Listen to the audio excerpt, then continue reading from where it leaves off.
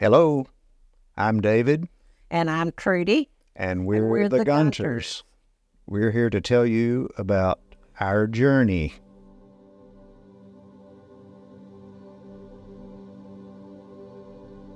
We've been married 58 years. and our lives have intersected since she was probably 6 and I was 10. Trudy's brother was my running buddy, and a couple of years later, she and my brother were boyfriend-girlfriend. I came back to church from college, and partly because of her brother, I took a second look at what I thought was a skinny-legged girl and realized she had grown up. We dated on rare occasions when I was back from college, like every 3 or 4 months.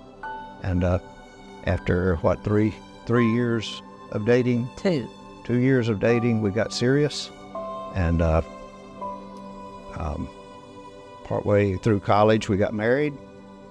Yeah, we got married, but the first year we were married, we had to live apart, and because I had a really good job with insurance and all, and he was in school. So the first year we lived apart, and then in September, after we had been married for a year, I moved to Auburn to be with him.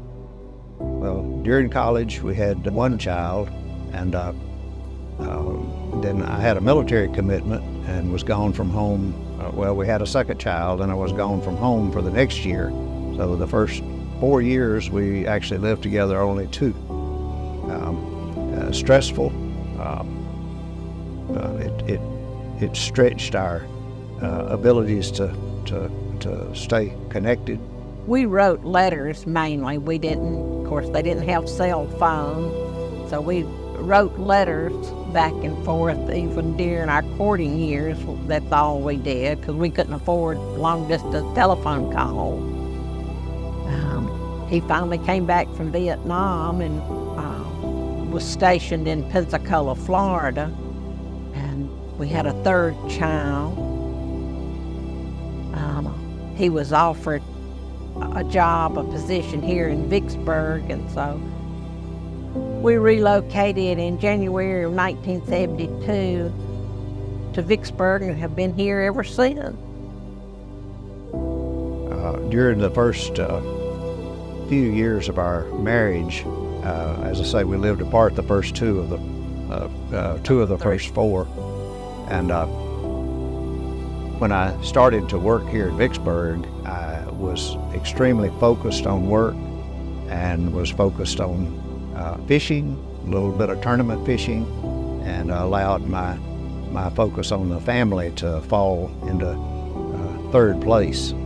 I liken it to a bank account.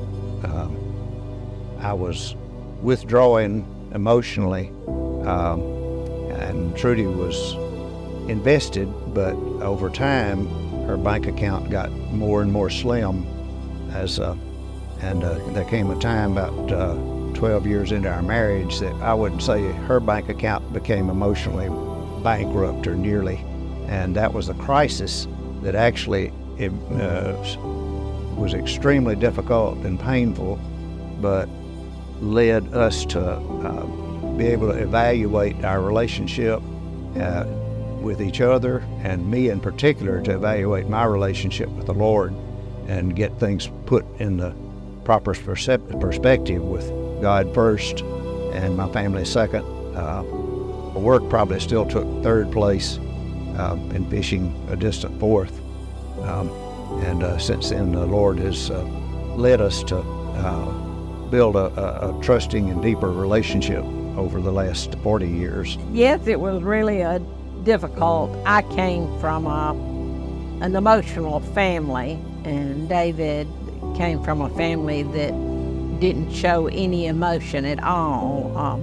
He had commented to me that he had never actually seen his mother and daddy embrace, and that was just foreign to the way I was raised, because we were huggers and kissers and just enjoyed it. And so to marry somebody that's just totally different is hard. But, when we got married, we committed to God that no matter what, we both came from broken families, and that we were going to commit to each other. And so we, through each crisis that we've dealt with, God has held me together and kept me on the path to say, this is where I want you. This past week, I was studying Moses, and about when he saw the burning bush and it wasn't consumed, and I said, that's kind of like marriage, that as long as your candle is burning, it's not going to be consumed. And the way that bush wasn't consumed is because God was in it. And so, I contribute our long marriage to God being in it. God's kept us together, and whenever one of us has been weak in our relationship, the other's been strong, and never both of us weak at the same time. But marriage has been as much a struggle probably for us or for anybody.